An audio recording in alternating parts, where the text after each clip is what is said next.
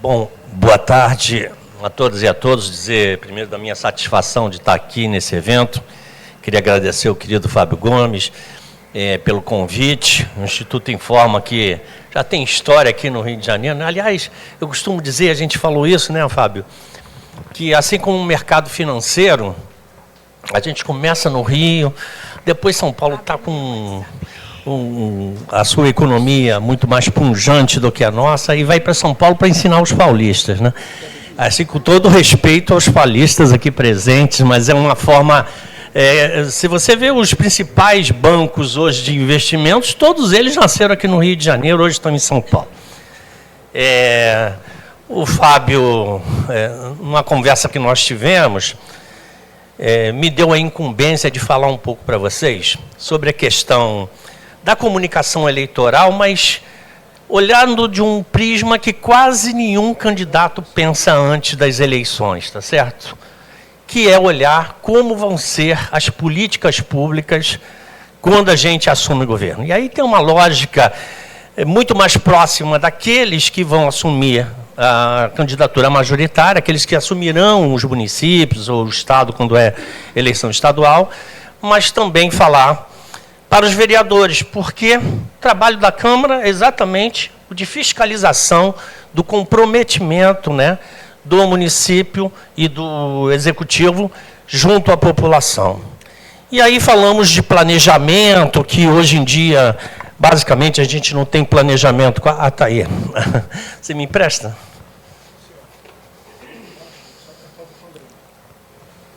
O grande é para passar. Tá. Eu acho que já passou até indevidamente. Ah, não, está aqui. Bom, fiquem tranquilos, não tem muitos slides, não. Em torno de 100, não é, Luciana, que tem aqui? Podem ficar tranquilos, vai ser bem rápido.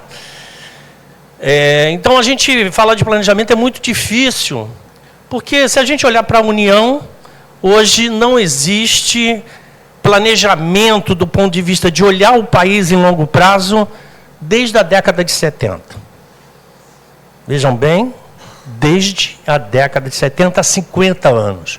O Estado do Rio de Janeiro ficou 50 anos sem fazer planejamento estratégico de longo prazo. Normalmente você tem aquelas obrigações, que é o PPA, LDO, a LOA, que são as leis orçamentárias obrigatórias, e que se faz, e muitas vezes, ainda que o PPA seja para 4 anos, você não olha em longo prazo. Então, eu queria dizer para vocês que a grande importância e a grande virtude dos gestores é olhar em longo prazo, ainda que o processo seja dinâmico e você tenha que fazer correção ao longo do tempo, mas olhar para as próximas décadas, para as próximas gerações, né? Tem uma frase muito comum e muito dita de que o grande estadista é aquele que pensa nas próximas gerações e não na próxima eleição. Mas a verdade é que todo mundo quer ganhar a eleição, não é verdade? Então a gente também acaba ficando nessa dicotomia e é preciso fazer. E a gente olha eleição como se fosse um campeonato, em que nós jogamos partidas. E essas partidas são as eleições. A cada 2 anos, seja para o Legislativo e o Executivo Municipal, ou seja, nos outros 2 anos para o Executivo ou Legislativo Estadual e Federal. Então, é dentro dessa lógica que a gente queria trabalhar. Eu anotei aqui alguns pontos necessários do ponto de vista de planejamento, né, e de desenvolvimento econômico que a gente vem enfrentando e que muitas vezes nós não conseguimos dar o espaço e a devida importância. Eu comentava aqui antes de começar o seminário sobre o caso do Rio de Janeiro. O Rio de Janeiro é um caso clássico, porque enquanto o país cresce, o Rio de Janeiro sempre cresce menos. Quando a economia nacional cai, o Rio de Janeiro cai mais. E foi exatamente nessa linha que o Fábio falou assim, precisamos recuperar, precisamos juntar forças, independentemente da coloração partidária, para podermos resgatar o Rio de Janeiro, que parece que nós estamos à margem do Brasil. Ou seja, somos tratados, ainda mais, eu tenho muita relação com vários partidos políticos e políticos de outros estados, o Rio de Janeiro é tido sempre como aquela coisa, o patinho feio, que não consegue se ver livre dos problemas eleitorais, que não consegue se ver livre do problema da segurança, que não consegue se ver livre das questões das finanças. Então, é preciso que a gente tenha esse cuidado, e eu vou passar aqui para vocês alguns slides sobre alguns temas e algumas tendências macro que acontecerão nas próximas décadas e que influenciarão forçosamente as administrações, especialmente as administrações municipais. E aí é um quadro, isso é um processo de planejamento que a gente chama de planejamento por missões, que via de regra a gente... O ponto vermelho é aqui no vermelho, para marcar. Aqui a gente leva em consideração essas macro tendências globais, que hoje estão no dia a dia nosso. Ou seja, quais são as macro tendências? É respeito aos direitos humanos, é a condição de olhar para essas tragédias climáticas que estamos enfrentando, e agora o Rio Grande do Sul, né, virou a bola da vez, mas não basta olhar para o Rio Grande do Sul. Recentemente a Bahia teve problema, Minas teve problema, a Baixada teve problema, em 2011 o Rio de Janeiro teve problema. Isso tudo é fruto do aquecimento global que precisamos enfrentar. Então, além das questões climáticas, de direitos humanos, a questão social, porque cada dia mais nós teremos pessoas desempregadas, porque a tecnologia fará com que isso aconteça e os processos de transferência de renda serão a cada dia mais efetivos e mais presentes no dia a dia das administrações. Depois nós vemos os fatores portadores de futuro. Esse é um modelo do Plano Estratégico de Desenvolvimento Econômico e Social, que, quando eu estava secretário, a gente desenvolveu aqui para o Rio de Janeiro, inclusive para dar consequência ao regime de recuperação fiscal dentro de um processo de desenvolvimento econômico. Aqui você faz o diagnóstico, né? E aqui alguns itens de competitividade, ciência e tecnologia, a questão territorial. Estou falando de um Estado, mas as mesmas condições também estão presentes para os municípios. A questão da infraestrutura, e aí o planejamento é feito por missões. O que é planejamento por missões? Recentemente o governo federal lançou o plano industrial, não sei se vocês acompanharam em janeiro, o Alckmin, que é a chamada neoindustrialização, e esse plano também foi feito dentro de uma base de planejamento por missões, ou seja, você identifica as missões. Quando a gente trata de governo, essas missões, elas devem estar sintonizadas com as missões estabelecidas no âmbito nacional, inclusive no âmbito das Nações Unidas, que está refletido e que o Brasil é signatário, que são os Objetivos do Desenvolvimento Sustentável, as ODS, e também as outras ações que vêm sendo implementadas do ponto de vista nacional. Então, no caso aqui, quais seriam essas missões para os municípios? Erradicação da pobreza, né? Combate à fome, combate às mudanças climáticas, a efetiva distribuição de água, esgoto, todos esses que são de competência do Estado e alguns especificamente do município. E depois você vai para os eixos prioritários. Eu vou falar aqui dos fatores portadores de futuro, algumas coisas a gente já citou aqui, né? Como descarbonização das fontes de energia, né? Porque cada dia mais isso será presente.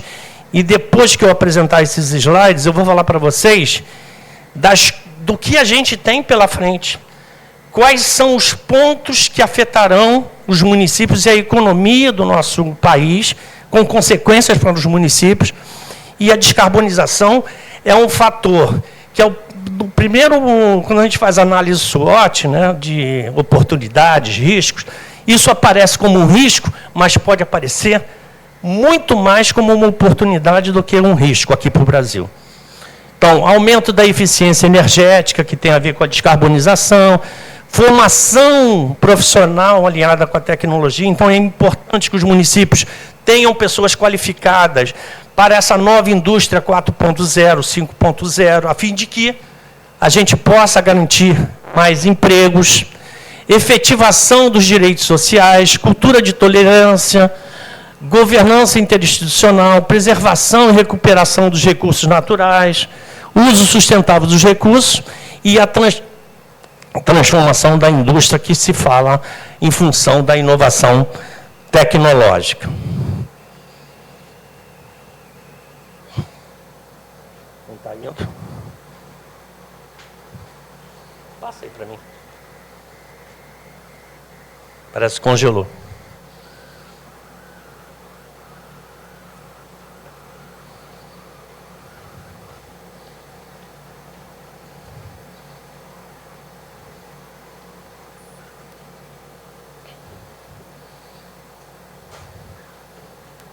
Então, não importa.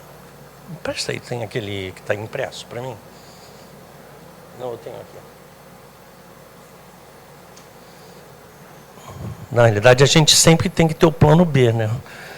Você tem a matriz de risco, te obriga a ter uma solução. Então, eu sempre, quando vou fazer palestra, eu levo ela impressa, sabe, Fábio? Porque, eventualmente, a tecnologia nos surpreende e a gente é capaz de dar para ver a sequência lógica aqui que estava na apresentação. Opa.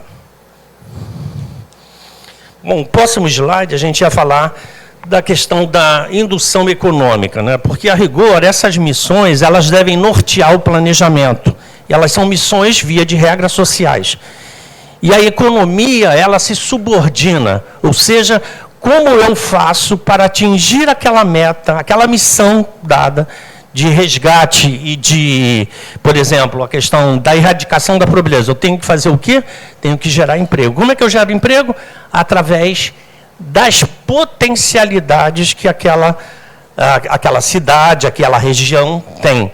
E muitas vezes a gente olha muito para o próprio umbigo e olha só para o próprio município.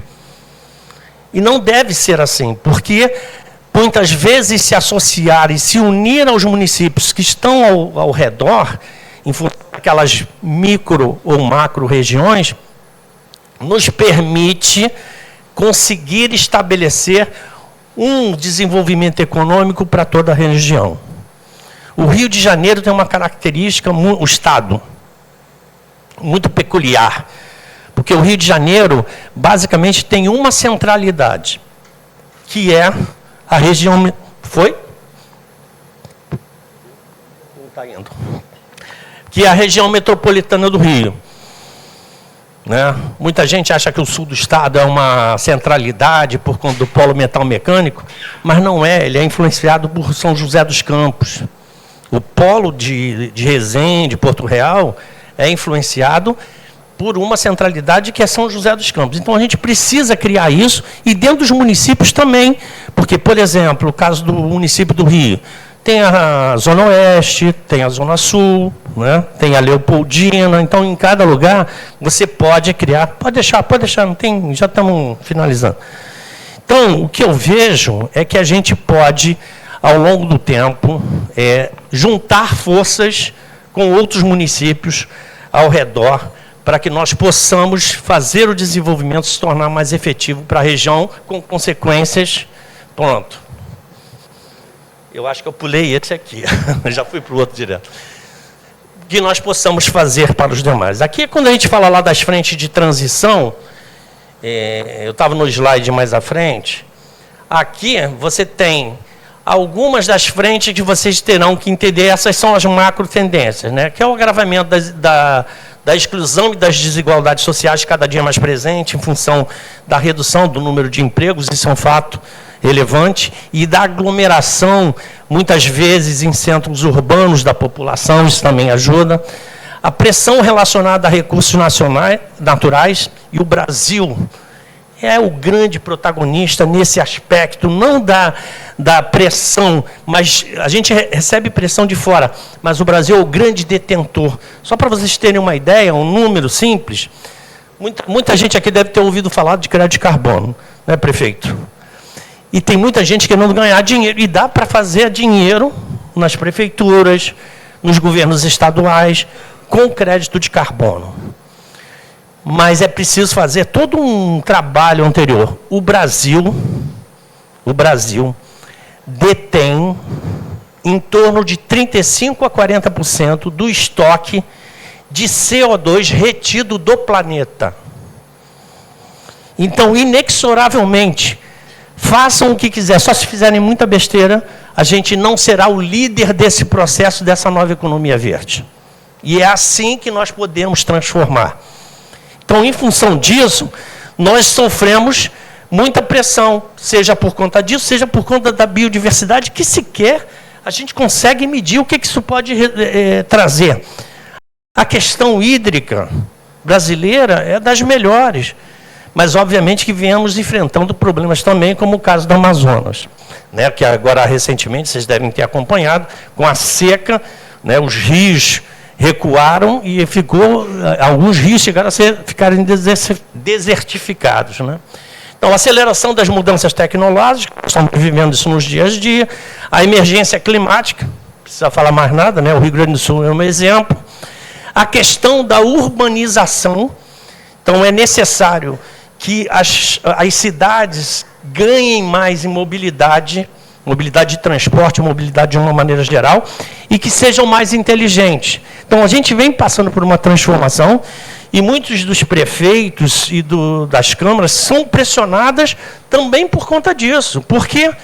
Porque a gente vê do lado de fora, né, vê como estão as grandes cidades no mundo, e queremos que elas sejam iguais aqui. E faltam recursos, que é um dos grandes problemas hoje nossos. E, por fim, a transição demográfica. Esse é um grande problema, pouco enxergado pelos dirigentes, pelos gestores públicos. E aí eu falo de uma maneira geral. É claro que hoje, por exemplo, existe no caso brasileiro, né, o funil, a grande base da pirâmide que nós tínhamos, etária, ela está modificando. A população vem envelhecendo, hoje a gente está virando um grande barril, que aqui no meio da faixa etária que tem a grande massa populacional. Mas como a gente vem ganhando qualidade de vida, melhorando a expectativa de vida, essa população aumentará. Então a gente tem que começar a pensar em políticas voltadas para a população mais idosa, mas mais do que isso, como eu faço a economia continuar se desenvolvendo a partir disso? Como eu crio política pública que permita nós construirmos essa direção? Não é uma tarefa fácil. E pouca gente vem dando atenção a isso, porque a maioria vai estar aposentado. Então, como você gera renda para distribuir para todos, porque esses que estão aposentados acabam recebendo da própria administração pública. Isso é o que eu tinha falado da indução econômica subordinada, né? Então, aqui a gente tem dois desafios, né? Primeiro, aqui é a questão de ter uma economia diversificada em função das suas potencialidades, ter uma vantagem competitiva em função de duas transversalidades que existem. Uma está aqui, que é a inovação tecnológica. Qualquer desenvolvimento, qualquer planejamento que se faça, deve levar em consideração isso. E, por fim, a sustentabilidade socioambiental. Aqui eu botei um slide, que ele é muito interessante, ele é na verdade, o Tribunal de Contas da União, ele fez um manual de auditoria operacional em 2020, mas ele pegou do Tribunal de Contas Europeu. E ele é interessante porque muita gente ouve falar de eficiência, eficácia e efetividade. Aqui a gente consegue identificar exatamente como se gera valor no poder público, né? Primeiro, a gente tem que identificar quais são as necessidades que vêm a partir da sociedade. E gerar valor público, ele tem que ter impactos, é claro, tem os fatores externos aqui, mas você tem que ter impactos para a sociedade e resultados também mensuráveis e que possam ser acompanhados. Então, aqui nesse nível 2, em que você tem a efetiva intervenção da política pública, eu tenho os objetivos, insumos, atividades e produtos. E como eles se conectam para que a gente possa ter eficiência. Vejam que a eficiência ela é a ligação dos insumos com os produtos. Aí eu consigo, quando eu consigo maximizar isso, eu tenho uma grande eficiência. Depois, quando eu vou para a eficácia, são os objetivos que eu defini que viram produtos. Aí eu gerei eficácia. E, por fim, a efetividade, quando eu linko os objetivos com o quê? Com os impactos e os resultados que são o valor público. É aí que eu consigo entregar à população aquilo exatamente que a população deseja. Bom, essa é uma frase do Granbel, que diz: nunca ande pelo caminho traçado, porque ele conduz somente até onde outros já foram. Se a gente quer ir além, tem que tentar cruzar novos caminhos. Bom, eu anotei aqui alguns pontos, eu vou tentar ser muito rápido, que eu acho que o meu tempo já deve estar esgotando, mas que impactarão o dia a dia de vocês, nas prefeituras. E tem a ver com a questão nacional. A primeira diz respeito, que eu já falei aqui, sobre a neoindustrialização. O Brasil, por conta da descarbonização da economia, trará necessariamente, eu acabei de escrever um artigo sobre isso, estou só vendo para onde é que ele vai ser publicado, exatamente nessa direção. Ou seja, não falei que nós seremos os grandes protagonistas? Então, descarbonizar significa que os países, os 193 países na ONU, assinaram o Acordo de Paris. E, por terem assinado, têm obrigações de mitigação e de redução das metas de emissão de gases de efeito estufa. O grande problema de quem está no hemisfério norte é a geração de energia. E a geração de energia, ela é fruto da incapacidade que eles têm de ter energia renovável. Então, as indústrias europeias, americanas e a China também, que é o principal emissor, terão que buscar uma solução. Então, como as indústrias vão ter que tentar mitigar, a outra opção é comprar crédito de carbono, mas eles podem fazer algo que nos interessa bastante, inclusive para a geração de emprego e renda, que é a migração desses investimentos, dessas indústrias, para o Brasil. Hoje saiu uma matéria, acho que foi no Estadão, se não me falha a memória, do presidente da Abdib, exatamente nessa direção do que eu venho falando já há algum tempo. Então, nós temos uma possibilidade grande de aumento do nosso PIB e ter crescimento econômico. E aí, minhas amigas e meus amigos, é necessário que cada município, cada estado, esteja preparado. E o que eu vejo muitas vezes é que nós queremos muito, todo prefeito quer, todo vereador quer, mas nós não conseguimos entregar. Então é preciso que nós tenhamos isso em mente e nos preparemos para isso. Que municípios estejam preparados, que as regiões daqueles municípios, os consórcios municipais, estejam preparados com políticas adequadas para receber essa indústria.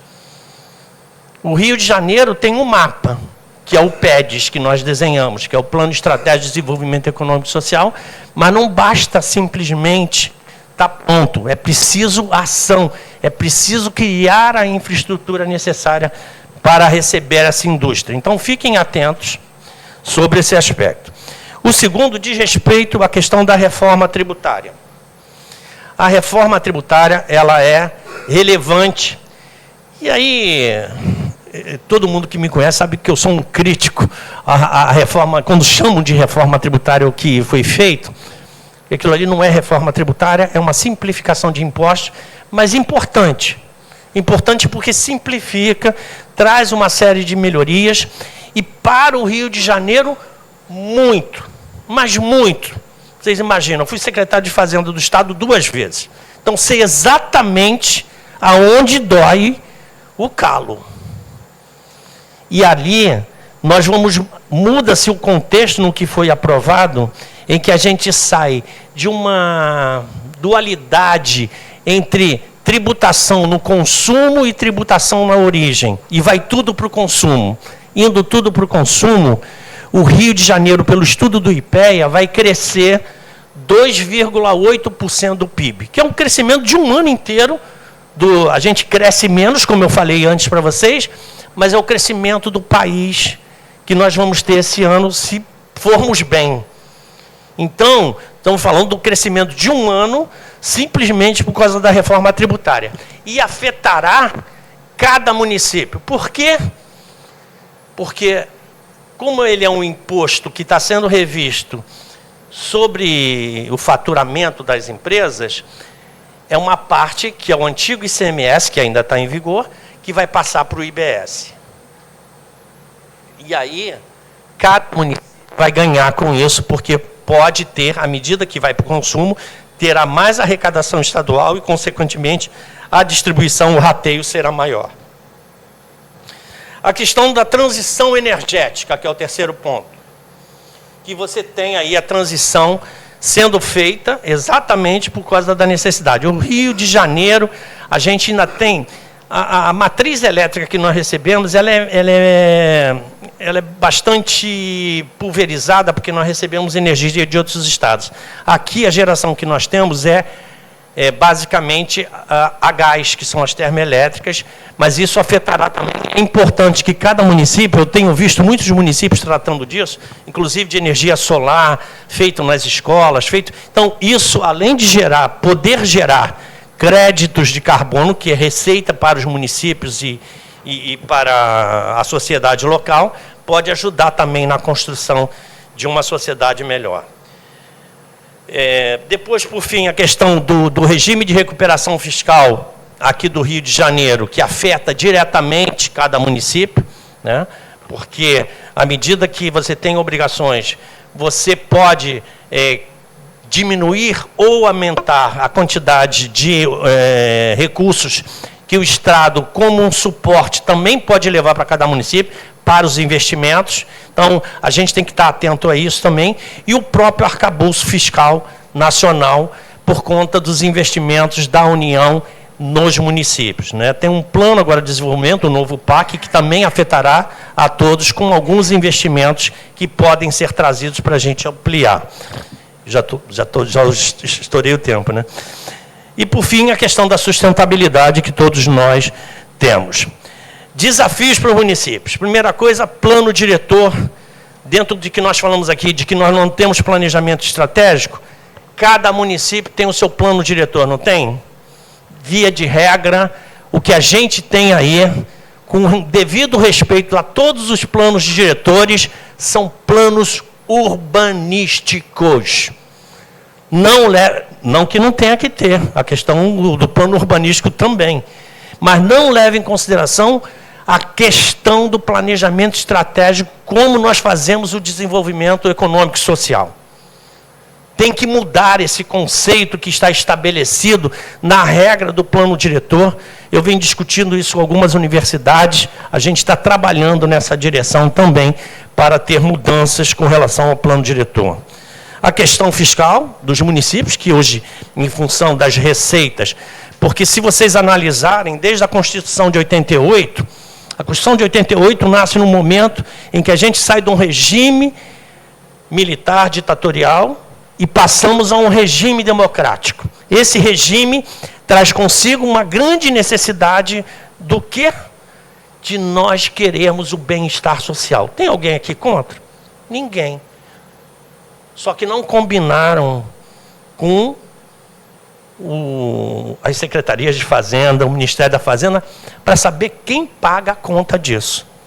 Então é preciso trabalhar para que, em função de orçamentos engessados, nós tenhamos a capacidade de criar alternativas que só existirá com o desenvolvimento econômico.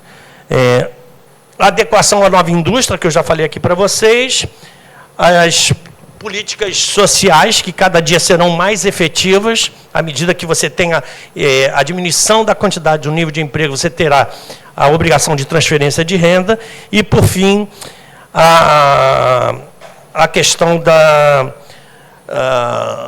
a questão dos desastres climáticos que a gente tem visto aí, que assolam, e aí, de uma vez só, como o caso do Rio Grande do Sul, você tem que rever toda a sua estrutura.